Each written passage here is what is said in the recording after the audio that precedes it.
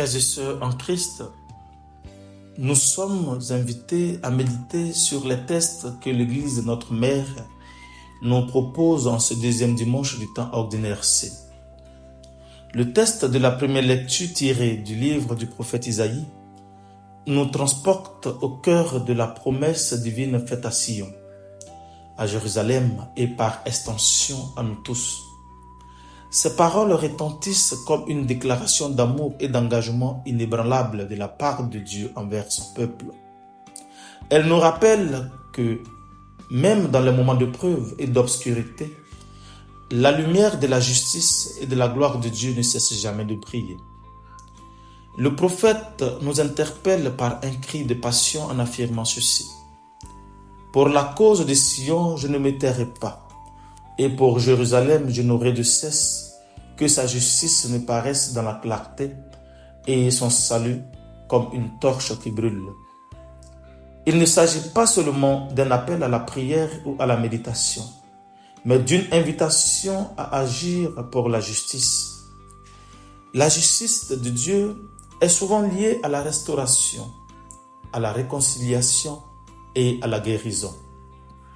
Il est de notre devoir, en tant que disciples du Christ, de nous lever et de plaider pour la justice, non seulement pour notre propre communauté, mais aussi pour tous ceux et celles qui souffrent d'injustice dans le monde. La clarté de la justice de Dieu est une lumière qui éclaire notre chemin. Elle nous rappelle que malgré les ténèbres qui nous entourent parfois, il existe toujours une voie de vérité et de lumière. Cette promesse de salut nous invite à être des porteurs de lumière dans notre monde, à devenir des témoins de cette clarté divine qui peut transformer des vies. Frères et sœurs, méditons profondément sur ce texte. Demandons-nous comment nous pouvons répondre à cet appel. Comment pouvons-nous devenir des messagers de justice et de lumière dans notre monde? Comment pouvons-nous incarner cette nouvelle identité que Dieu nous a donnée? Quant à la deuxième lecture tirée de la première lettre de Saint Paul apôtre aux Corinthiens, elle nous rappelle la richesse et la diversité des dons que l'Esprit Saint nous accorde. Dans un monde qui valorise souvent l'individualisme et la compétition, la parole de Dieu nous invite à contempler l'harmonie divine qui unit chacun de nous dans un même corps, celui du Christ. Paul commence par nous rappeler que les dons de la grâce sont variés, mais c'est le même esprit. Chacun d'entre nous a reçu des talents, des aptitudes, des charismes qui nous sont propres. Que ce soit la sagesse, la connaissance, la foi ou même la capacité d'opérer des miracles, chaque don a sa place et son importance dans le grand dessein de Dieu. Ce qui est essentiel, c'est que ces dons ne sont pas le fruit de nos efforts personnels, mais bien une manifestation de l'œuvre de l'Esprit en nous. Les différents services et activités mentionnés par Paul nous rappellent que notre foi ne doit pas être isolée. Nous sommes appelés à collaborer, à bâtir ensemble, à nous soutenir mutuellement. Le don de l'Esprit est un appel à l'action collective.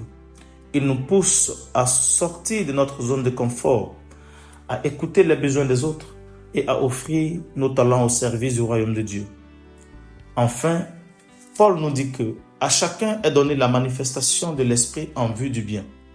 Chaque don que nous avons reçu doit être mis au service des autres.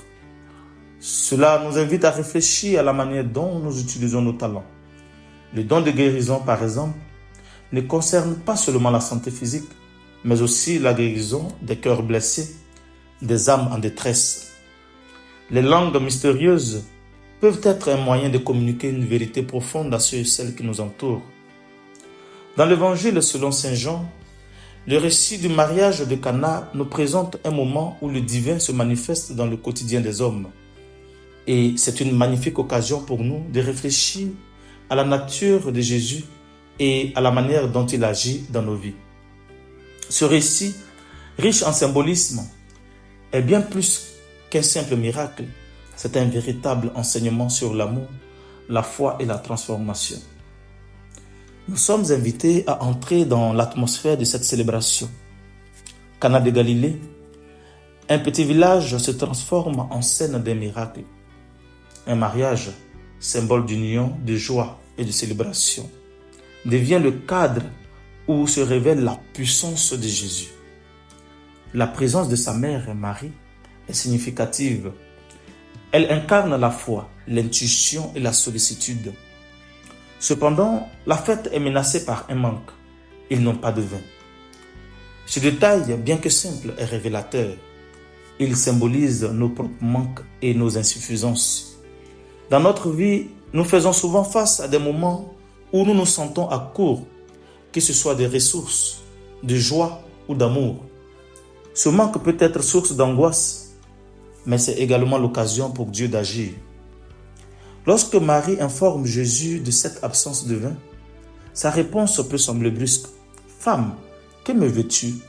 Mon heure n'est pas encore venue. » Ce dialogue nous rappelle que souvent, nos attentes vis-à-vis de Dieu ne coïncident pas avec son timing. Nous pouvons être impatients, désespérés, mais Jésus nous rappelle que la providence divine opère à son rythme. Dans nos prières, nous devons apprendre à faire confiance, même lorsque la réponse semble tarder. Marie, cependant, ne se décourage pas. Elle dit au serviteur, « Tout ce qu'il vous dira, faites-le. » Voilà une leçon précieuse. La foi se manifeste par l'action.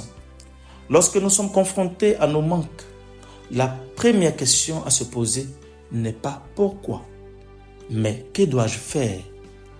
Obéir à la voix de Dieu, même dans l'incertitude, est un acte de foi véritable. Lorsque Jésus demande aux serviteurs de remplir les jarres d'eau, il ne leur demande pas d'agir selon la logique humaine, mais de s'engager dans un acte de confiance. Ces jarres destinés aux purifications rituelles représentent notre vie spirituelle, nos efforts pour nous purifier. Jésus transforme cette eau en vin, un symbole de joie, d'abondance et de vie nouvelle. Ce miracle est révélateur de ce que Dieu peut prendre d'ordinaire et le transformer en quelque chose d'extraordinaire.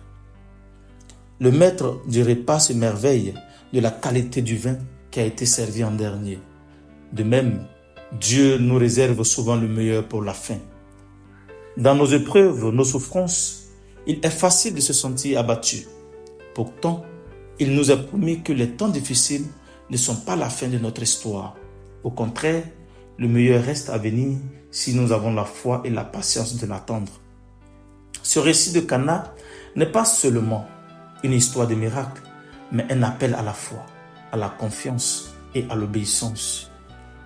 En ce temps où nous manquons souvent de joie, de paix ou d'amour, rappelons-nous que Jésus est présent au milieu de nous. Il transforme nos manques en abondance, nos difficultés en bénédiction. Frères et sœurs, le mariage de Cana nous appelle à vivre dans la confiance et la foi. Ouvrons nos cœurs à Jésus, présent dans nos manques, et permettons-lui de transformer nos vies et d'être l'artisan de nos miracles intérieurs. Que nous soyons des serviteurs fidèles, prêts à écouter sa voix et à agir selon sa volonté.